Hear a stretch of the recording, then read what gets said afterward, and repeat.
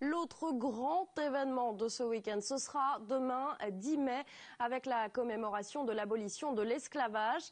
À Paris, une cérémonie aura lieu au Jardin du Luxembourg en présence du président François Hollande avec à cette occasion une exposition retraçant le combat des abolitionnistes et des esclaves. Reportage Cyriaque Sommier, Nordine Bensmail.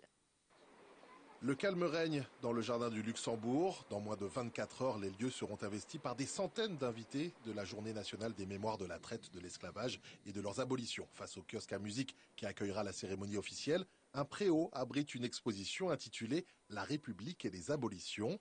400 ans d'histoire résumée sur une dizaine de panneaux présentant les principales étapes et surtout les principaux personnages qui ont contribué à mettre un terme à l'esclavage, qu'ils aient été esclaves marrons ou abolitionnistes. C'est ce que nous essayons de montrer dans cette exposition, c'est qu'en fait le combat des esclaves et le combat des abolitionnistes, ce sont deux combats qui avancent côte à côte, parallèlement et qui concourent chacun d'entre eux à aboutir à cette liberté, à cette libéralisation et surtout à la notion d'égalité.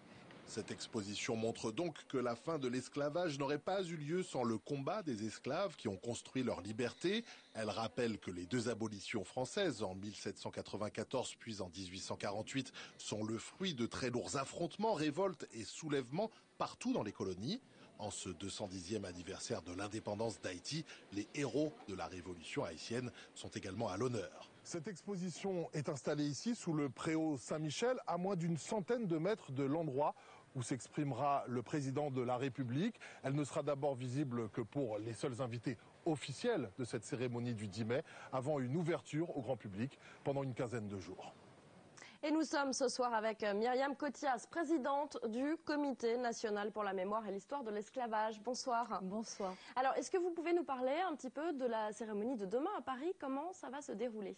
C'est une cérémonie qui est historique tout d'abord par les thèmes qui ont été retenus, puisque nous allons commémorer la première abolition de l'esclavage en France, c'est le 220e anniversaire, et le 210e anniversaire de l'indépendance d'Haïti qui va devenir à l'occasion Saint-Domingue. Donc c'est un moment fort parce qu'il s'agit de redire que l'histoire de l'esclavage appartient à l'histoire de France, que ça a été un long processus pour arriver à une émancipation définitive, que, comme on vous l'avait dit dans le sujet, ça a été une conjonction de forces entre les révoltes d'esclaves et puis aussi les abolitionnistes. Alors, vous parlez de l'histoire de France. Justement, François Hollande avait exprimé le souhait que le grand public s'empare de cette date. Or, tout le monde n'aura pas accès à la cérémonie de demain à Paris. Est-ce qu'on ne reste pas, au final, dans un événement qui est un petit peu institutionnel ? Tout le monde aura accès à l'exposition. Et l'exposition, justement, retrace cette séquence d'histoire. Donc c'est ce que nous proposons, en fait, pour diffuser cette histoire. Alors vous envisagez vous posez en même temps une autre question qui est celle d'une commémoration officielle qui se fait avec un nombre restreint d'invités, si ce n'est que 4500 invitations ont été invitées. Donc c'est vrai, ce sont des happy few, mais qui sont en nombre. Nous aurions souhaité effectivement que ça soit une opération beaucoup plus large, une commémoration plus ouverte. Il y a des questions de sécurité, mais il y a des questions de sécurité contre lesquelles nous ne pouvons rien, malgré tous les arguments que nous pouvons utiliser. Alors, le maire de Villers-Cotterêts, qui est la ville historique d'Alexandre Dumas, a refusé de célébrer le 10 mai cette année. Vous déplorez cette décision ? Bien évidemment, le comité a d'ailleurs fait un communiqué à ce sujet.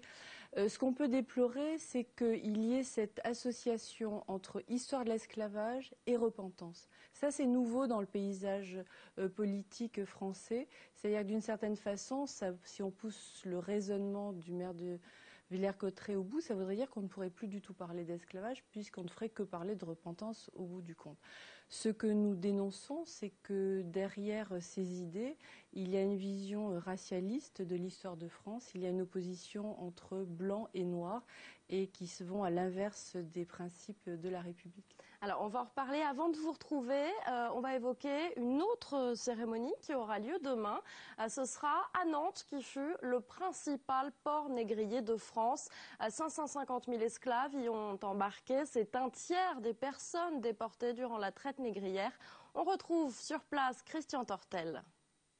Bonsoir Marie, si vous venez demain ici pour le 10 mai au mémorial de l'abolition de l'esclavage, vous verrez d'abord sur l'esplanade une exposition Haïti, effroi des oppresseurs, espoir des opprimés, sur l'histoire d'Haïti, Haïti à laquelle la ville de Nantes rend hommage demain, avec notamment un concert, celui d'Hérode Josué, le soir. C'est un prêtre vaudou, c'est le directeur du Bureau national d'ethnologie en Haïti, avec ses écrivains, dont Franck Etienne et Yannick Lahens, autour de Marie Scondé, et ici dans le mémorial, l'exposition de très belles paroles d'anciens esclaves ou d'hommes illustres, de Delgrès à Aimé Césaire, en passant par Bob Marley, et le dévoilement demain d'une très belle parole d'Édouard Glissant qui dit ceci: l'oubli offense et la mémoire, quand elle est partagée, abolit cette offense. Haïti, donc première république noire, l'indépendance du pays est née d'un soulèvement d'esclaves avec une première insurrection en 1791. Il a fallu 13 ans de combat pour arriver à l'indépendance. Christian Tortel revient sur cette histoire. 14 août 1791, Bois Caïman. Le nom résonne comme un mythe et l'histoire haïtienne le raconte comme un rite vaudou. Des esclaves marrons décident une révolte sans précédent menée par leur chef Boukman, comme illustré par François Bourgeon. 23 août 1791, les plantations de la plaine du Nord sont incendiées. 1 millier de colons blancs est assassiné. C'est l'acte fondateur de la Révolution haïtienne et de la guerre d'indépendance qui établit le 1er janvier 1804 la première République noire du monde. La naissance d'Haïti aura donc duré 13 ans, de Bois Caïman à l'indépendance. C'est le tournant anticolonial du siècle. 1801, le gouverneur Toussaint Louverture dote le pays d'une constitution autonomiste qui consacre l'abolition de l'esclavage et proclame que tout Africain qui touche le sol d'Haïti est automatiquement libre. 1802, en représailles, Napoléon envoie une expédition pour établir l'ordre. L'esclavage est effectivement rétabli dans les colonies françaises. Toussaint Louverture est arrêté et déporté au fort de Joux, dans le Jura. En 1803, une armée des indigènes menée par Pétion, Christophe et Dessalines triomphe au Cap Haïtien. Le 1er janvier 1804 redonne à Saint-Domingue son nom taïnos d'Haïti et proclame la République. Alors Myriam Cotias, vous aviez espéré justement la venue demain du président haïtien Michel Martelly. Qu'est-ce qu'il s'est passé ? Ce sont des raisons protocolaires qui ont fait qu'il ne pouvait pas être avec nous pour cette cérémonie, mais il sera représenté par l'ambassadrice d'Haïti qui visitera avec le président François Hollande l'exposition. Et qui sera présente après, il y aura une série de concerts derrière ? Oui, qui sera présente pendant la durée de l'après-midi. Elle va assister effectivement au concert qui va se dérouler. C'est un concert gratuit qui se déroule à partir de 17h30 où il y aura des artistes haïtiens. Il va y avoir Adjabel notamment et Bitova au basse avec Sony Quartet qui là est un groupe martinicano-guadeloupéen et puis Souleymane Diamanka qui est du Sénégal. On a parlé des commémorations. Qu'en est-il de la question des réparations ? En France, le CRAN, le Conseil représentatif des associations noires, milite pour. On sait que dans les pays anglo-saxons de la Caraïbe, il y a une démarche très forte en ce sens. Quelle est votre position ?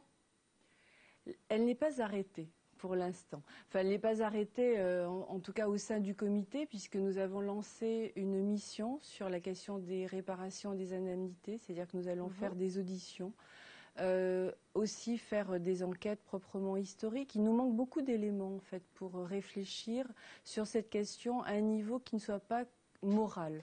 Parce que bien sûr, au niveau moral, on ne peut que condamner l'esclavage, mais il y a des éléments historiques qui manquent pour appréhender. Vous voulez prendre le temps donc pour construire cette réflexion et la baser sur des choses un peu tangibles ? Absolument, avant de produire un rapport qui sera remis au gouvernement. Merci beaucoup Myriam Cotias d'avoir été avec nous ce soir. Et je rappelle que demain à Paris, la cérémonie officielle des commémorations de la traite, de l'esclavage et de leurs abolitions aura lieu au Jardin du Luxembourg à 16h. Un événement que vous pourrez suivre en direct sur François avec Karine Sigaud-Zabulon.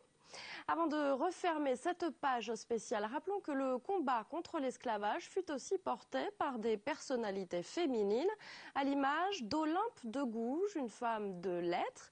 Elle a multiplié, durant la seconde moitié du XVIIIe siècle, les plaidoyers pour l'égalité.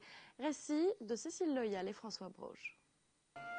Elle voulait des yeux et des oreilles par centaines pour tout entendre et tout voir du siècle des Lumières.